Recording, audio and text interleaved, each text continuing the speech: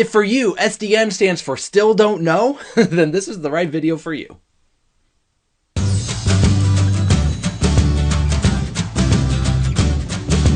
By the end of this video, we will be able to explain the benefits of a software-defined network. Software-defined networking, or SDN, has been around for the better part of a decade, and yet a lot of us still don't have the experience with it in order to be able to explain what it is and what its benefits are. So in this video, we're going to tackle that problem by making sure we can all explain the benefits of SDN. Let's recall some of the problems that we had that we're trying to solve. First of all, this concept of stretched layer 2 fabrics. When we stretch layer 2, we have to worry about protocols like spanning tree protocol and other protocols that just make our life more complicated. We also have to deal with manual configurations, and this can lead to errors, fat fingering things, and causing general network disruption because I made a mistake. And lastly, policy. Policy should be tied to who the person is, not to their IP address or their VLAN. We need to be able to move from IP to IP and VLAN to VLAN and have those policies follow us. Now the good news is that we just finished our section on SD-WAN in the Encore Blueprint, and so if you haven't checked out those videos, be sure to go watch them because we're going to use some of the foundational concepts of software-defined WAN to explain SDN. For example, in the same way as with SD-WAN, physical devices, physical routers and switches and such, and they're going to connect into each other. We're going to call this an underlay network. The underlay is the physical equipment on which we're going to build an overlay. Now, the underlay is what I have, but the overlay is what I want. When I have an overlay network, I can draw any kind of network on top of this other network. And SDN is going to make sure that this overlay network becomes a reality.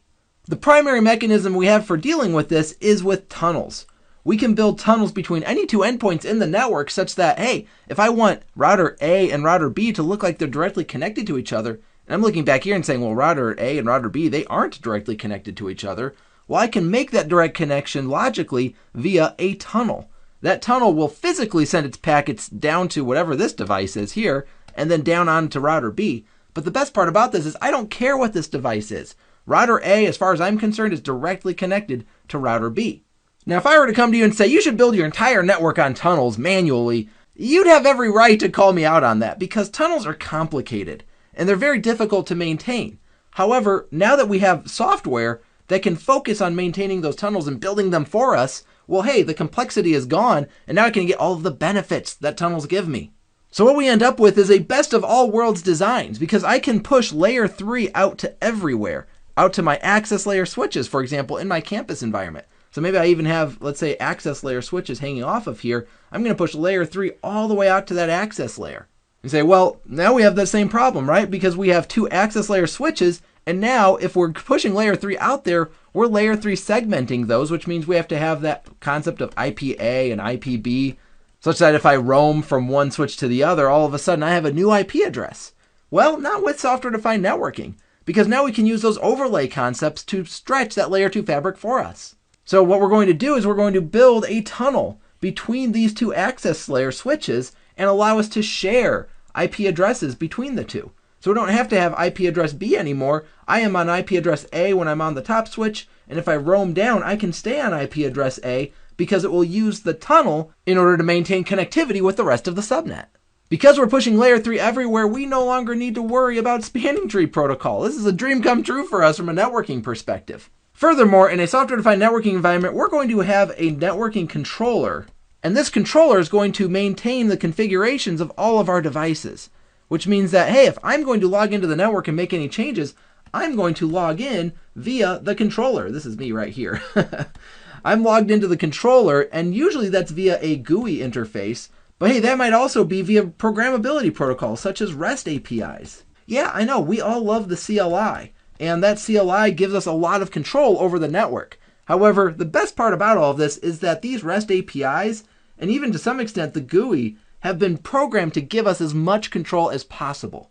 So we're not even going to miss the CLI eventually. We're going to be scripting and running via those REST APIs or what have you.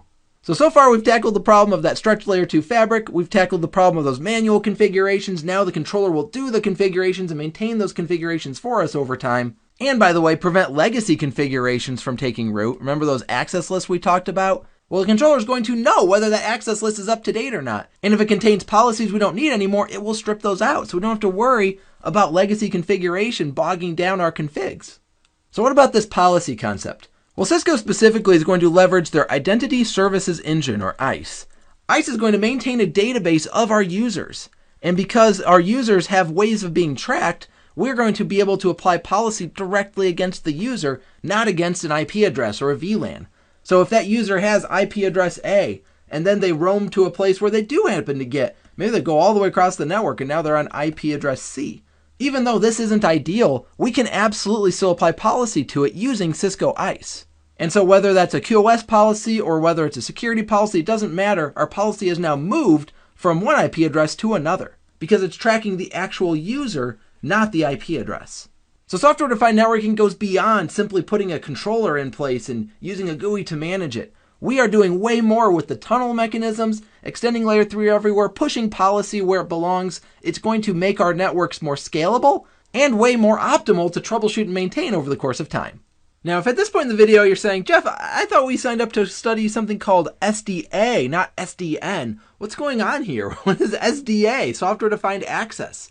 Well, Cisco's flavor of software-defined networking is something we call Campus Fabric. The Campus Fabric is everything we just described on the previous slides, where we talked about the tunnel mechanisms, the underlay, the overlay, stretching layer 2 across layer 3 boundaries, and enforcing policy based on who you are, not where you are. And specifically in a Campus Fabric network, we're going to be talking about using VXLAN on the data plane side. This would be the tunneling mechanism that we've been discussing. We're going to use a Cisco protocol called Lisp at the control plane, and we'll use Cisco TrustSec, CTS. And this is really saying we're going to use ISE, as mentioned before, in order to do the policy enforcement across the Campus Fabric.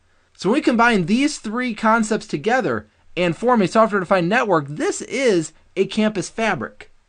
And now you're saying, okay, Jeff, that's great. That's a Campus Fabric. What is software-defined access? And here, finally, I'll explain it. Software-defined access is when we take a Campus Fabric and we manage it via a controller called the DNA Center. DNA Center is going to manage this for us. It's going to manage ISE. It's going to manage automation, assurance, our LAN, our wireless LAN, all together in one system so that when I, as the network admin, am logging into that controller concept, as we mentioned before, that is DNA Center in a software-defined access infrastructure. And we'll be talking a whole lot more about all of these concepts in the coming videos. And with that, you are now able to explain the benefits of a software-defined network. I hope this has been informative for you, and I'd like to thank you for viewing.